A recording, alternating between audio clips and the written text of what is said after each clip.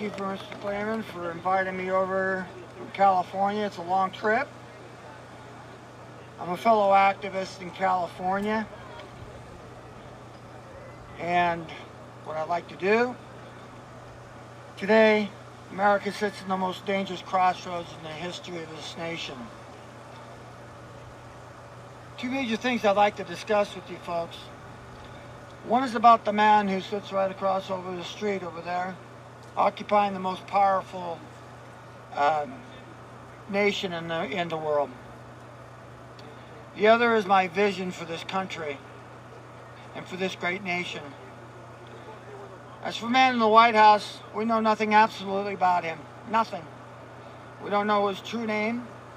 We don't know where he was born.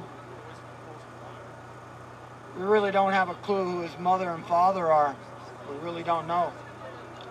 We don't even know who has managed to, attend his prestigious schools that he attended. We don't even know what schools are. We don't know a single human being that said, hey, I went to school with Barack Obama, or hey, he was my boyfriend, he was a great guy, or girlfriend, whatever. Don't know anything about him. We don't know what passport he used when he took off to Pakistan. He was supposed to not have that, wasn't supposed to be able to do that. There is one thing that we do know about him. His literary agent proclaimed Obama was born in Kenya. We know that about him. This is from my investigations in California. I'm with the Liberty Legal Foundation and the United States Justice Foundation, under Gary Creep and under another attorney, Van Ariens, out of Tennessee. Anyway, bottom line is, we have to remove Barack Obama because he's not constitutionally eligible to serve as President of the United States. Exactly. According to Article 2, Section 1, Clause 5, period. We all know his father was born in Kenya. That's beyond a fact. We all get caught up in the birth certificate issue. A lot of people have talked about all this. The one thing that prevents him from being President of the United States is his father was a foreign exchange student. He was never an American citizen. Therefore, Barack Obama is not a natural-born citizen in any word of the form. He is nothing. We shouldn't even be talking about it. It's academic because people have allowed him. We have people that are complicit in our government. They are the people that have allowed him to do it. Their own necks are in the noose, and they all know it. Because when he goes down, everybody else goes down. I don't know how many of you people out here have signed petitions. I have led numerous petition drives, so many to where my fingers have bled. And I get all these form letters back from the Congress telling me that, sorry, we can't do anything about it. They all know. Every one of them know. Everyone. Okay? Now, really, the bottom line, in my perfect world, definitely what I would do is I would null and void the election of 2008 and 2012. Yeah. Completely nullify and null it. Yeah. Article 2, Section 1, Clause 5 demands it. And that's something that we need to do immediately. Also, the biggest scandal that was ever perpetrated upon the people of America, and that's with the bankers, the auto industry, and the mortgage industry. Those people that are sitting over drinking pina coladas down in some Costa Rican beach while we all paid for it. They get the bailout. My dad, when I did something wrong, pounded me into the ground. Barack Obama rewards them. We don't do that. Every single executive order not pertaining to that office right over there, every last one of them, every treaty, every appointment, every czar, anything that he's had anything to do with, all null and void, completely gone. That's it. As for our military men and women, immediately I would call them home. It's time to come home. No more American deaths. No more, and I mean no more foreign entanglements, unless it's in direct security interest of the United States. And you, the people, all say we need to be there. Otherwise, we do not need to be, in some other foreign country playing policeman while they're killing our men. The gentleman that was up here that lost his son, I have a son that's a military police officer. He is at a checkpoint. He has to sit there and watch the people. More people have been bombed at those checkpoints than IEDs. A lot of people don't realize that.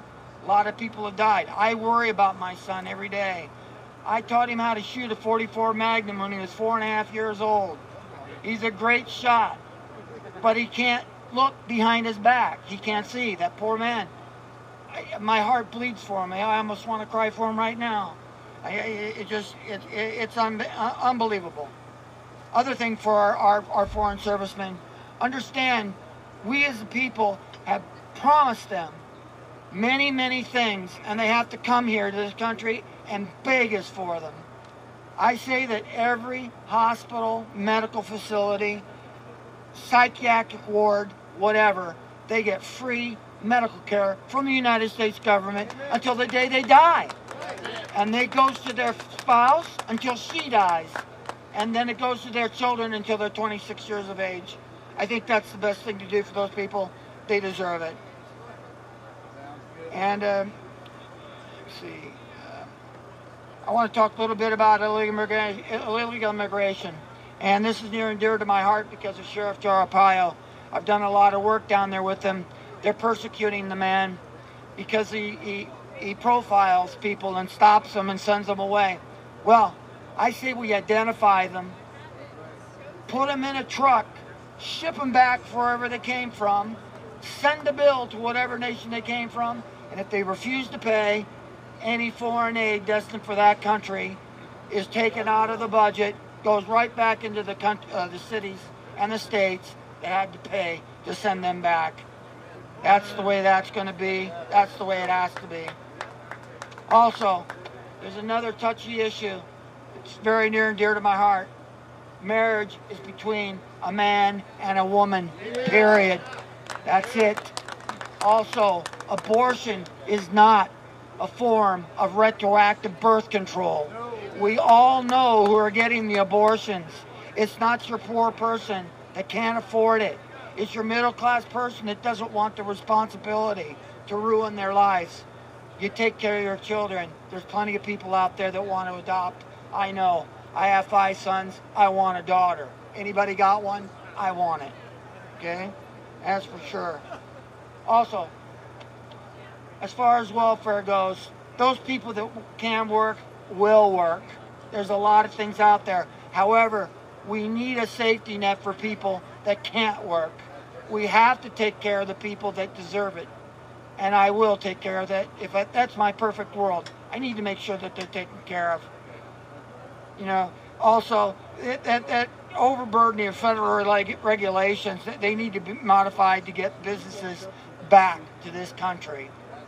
Other nations like China can sit there and use slave labor, non-existent environmental laws, and non-taxes. I'll tell you what, I have a business. I'm running over to China or to some other thing. I'm not an idiot. Neither are they. But I'll tell you what, like Ronald Reagan, I'm a free and fair trade person. It's free, it's fair. You come back here, if it's not the same, you pay them the same wages we pay. You pay them the same regulations that we have to abide by. And then come over here and pay our taxes. Let's see what kind of a market you got. They won't have one. Our businesses will be back here quicker than you can shake a tail. And here's one thing that will never be negotiated away. And like I was mentioning it earlier before, I taught my children how to shoot guns very early in life. Had absolutely nothing to do with shooting ducks or hunting deers. Okay? Had everything to do with keeping a tyrannical government out of our faces. And those things right there, the right to bear arms will not be infringed. And if anybody doesn't know what not infringe means, go get a dictionary and look it up. Not infringe means get out of there. You have no right to say anything. Want to strap an A-bomb onto you? Strap an A-bomb onto you. Doesn't say you can't. We're reasonable people. We won't put A-bombs on.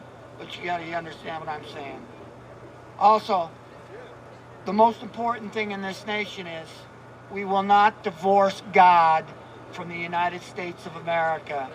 We have freedom of religion, not from religion. That's what this whole country was founded upon. That's something that I want to see come back in the worst way. See, right now our government's been taken over by an oligarchy where there's no difference between the Democrats and the Republicans. We have a career politician system out there. There's no way we're ever going to take care of it until we deal with that issue. That one issue is something that we have to deal with immediately. Now, in my perfect world, as I said, I would restore our Constitution to its original form and intent. I want our children to enjoy the same things that we all enjoyed as youngsters. I see a lot of people out there. I'm getting up there. I'm 58 years old.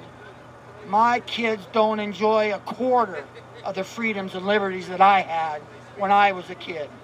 That is a travesty, and I want them to have more, not less. Everybody here should want their children to do better than they do. They're not going to do it in this country. It's not going to happen. Really, folks, well, we're going to make the changes. We all have to do it together. We all have to come together no matter what organizations we have to belong to. I've seen the perfect storm brewing out there, and that perfect storm is we're tired of the way things are right now. We're tired of a monarchy. Is that exactly what we got? I heard Bill and Hillary say, what a wonderful president Chelsea Clinton would make. Well, she called her Secret Service agents her little piggies.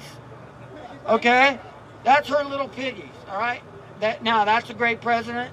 Will you call the people that are guarding your life, making sure you live, your little piggies?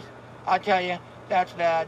Anyway, together, folks, we can restore our nation for our posterity, for our children, our grandchildren, and once again, our nation will be great again.